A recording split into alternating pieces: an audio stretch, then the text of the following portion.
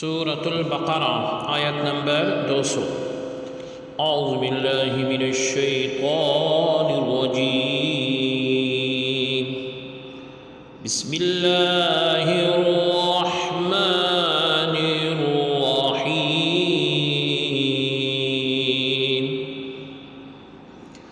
فَإِذَا قَضَيْتُم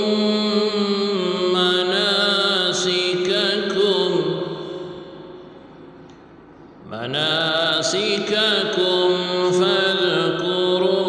الله كذكركم آباءكم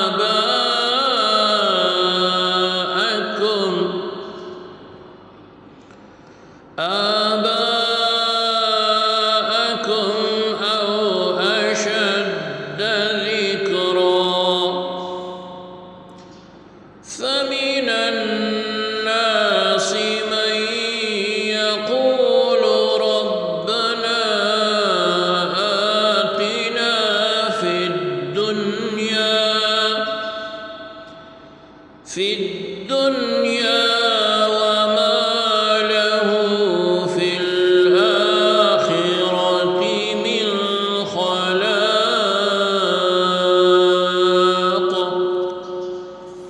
لفظی ترجمہ ہے فا پھر اذا جب قضی تم پورا کر لو مناسکا حج کے ارکان، کم اپنے فاتو اذکرو ذکر کرو اللہ اللہ رب العزت کا جیسے ذکر کم تمہارا آبا باپ دادا کم تمہارے او بلکہ اشدہ زیادہ ذکر فاتو من سے الناسی لوگوں من جو یقولو کہے ربا اے رب نہ ہمارے آتنا دے ہمیں فی میں الدنیا دنیا واں اور ماں نہیں لا واسطے ہو اس کے فی میں الآخرتی آخرت من سے خلاق حصہ۔ با محاورہ ترجمہ ہے پھر جب تم اپنے حج کے ارکان پورے کر چکو تو منا میں اللہ رب العزت کا خوب ذکر کیا کرو جیسے تم اپنے باپ دادا کا بڑے شوق سے ذکر کرتے ہو، یا اس سے بھی زیادہ شدت شوق سے اللہ رب العزت کا ذکر کیا کرو۔ پھر لوگوں میں سے کچھ ایسے بھی ہیں جو کہتے ہیں اے ہمارے رب ہمیں دنیا میں ہی عطا کر دے، اور ایسے شخص کے لیے آخرت میں کوئی حصہ نہیں ہے۔ آخرت کی آیت کی تفسیر میں فرمایا گیا فَاذْكُرُوا اللَّهَ كَذِكْرِكُمْ آبَاءَكُمْ، تو اللہ رب العزت کا ذکر کرو جیسے اپنے باپ دادا کا ذکر کرتے تھے۔ زمانہ جاہلیت میں عرب حج کے بعد کعبہ کے قریب اپنے باپ دادا کے فضائل بیان کرتے تھے۔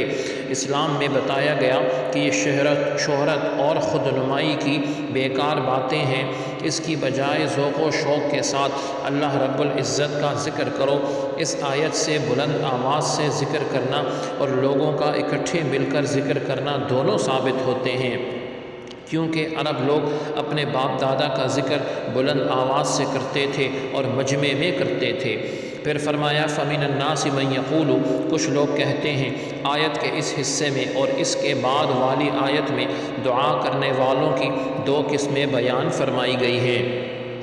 ایک وہ کافر جن کی دعا میں صرف طلب دنیا ہوتی تھی اور آخرت پر ان کا اعتقاد نہ تھا، ان کے بارے میں ارشاد ہوا کہ آخرت میں ان کا کچھ حصہ نہیں۔ دوسرے وہ ایماندار جو دنیا اور آخرت دونوں کی بہتری کی دعا کرتے ہیں۔ یہ بات یاد رہے کہ مومن اگر دنیا کی بہتری طلب کرتا ہے تو وہ بھی جائز ہے، اور یہ طلب دنیا اگر دین کی تائید و تقویت کے لیے ہو تو یہ دعا بھی امور دین میں ہی شمار ہوگی۔ لیکن یہ یاد رہے کہ آخرت کو اصلاً فراموش کر کے صرف دنیا مانگنا صرف مسلمان کے شایان شان نہیں۔ دنیا کے طلبگاروں اور آخرت کے طلبگاروں کے بارے میں اللہ رب العزت کا ارشاد ہے سورہ بنی اسرائیل میں کہ من کان یرید العاجلۃ عجلنا له فیہا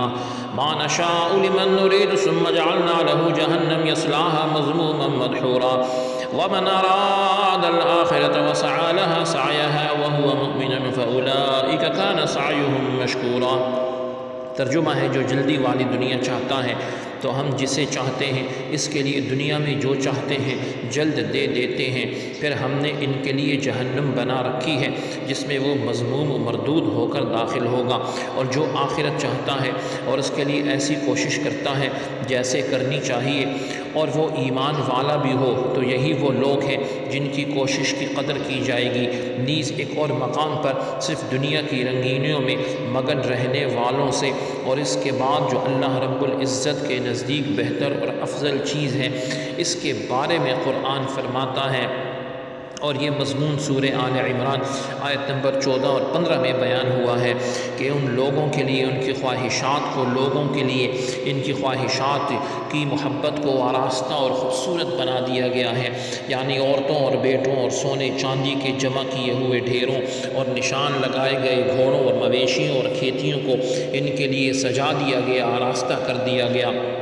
یہ سب دنیاوی زندگی کا ساز و سامان ہے اور صرف اللہ رب العزت کے پاس اچھا ٹھکانہ ہے۔ اے حبیب صلی اللہ علیہ وسلم تم فرماؤ، اے لوگو کیا میں تمہیں ان چیزوں سے بہتر چیز نہ بتا دوں؟ سنو، وہ یہ ہے پرہیزگاروں کے لیے ان کے رب کے پاس جنتیں ہیں جن کے نیچے نہریں بہہ رہی ہیں، ان جنتوں میں ہمیشہ رہیں گے اور وہاں پاکیزہ بیویاں اور اللہ رب العزت کی خوشنودی ہے، اور اللہ رب العزت اپنے بندوں کو دیکھ رہا ہے۔ رب العزت ہم سب کو دنیا اور آخرت دونوں کی شاندار کامیابیاں نصیب فرمائے۔ سبحانک اللہم و بحمدک، اشہد ان لا الہ الا انت، استغفرک و اتوب الیک، وصلی اللہ تعالی علی خیر خلقہ محمد وعلی آلہ و اصحابہ اجمعین برحمتک یا ارحم الراحمین۔